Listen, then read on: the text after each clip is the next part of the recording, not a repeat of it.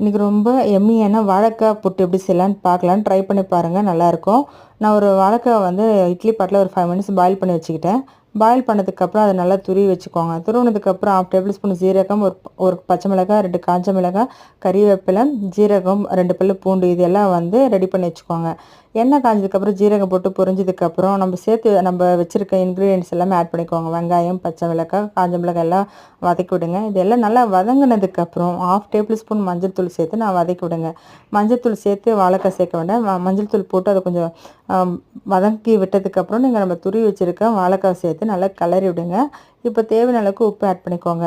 இது நல்லா கிளறி விட்டதுக்கப்புறம் லிட்டு போட்டு அடுப்பு சிம்மில் வச்சுட்டு மூடி போட்டுடுங்க.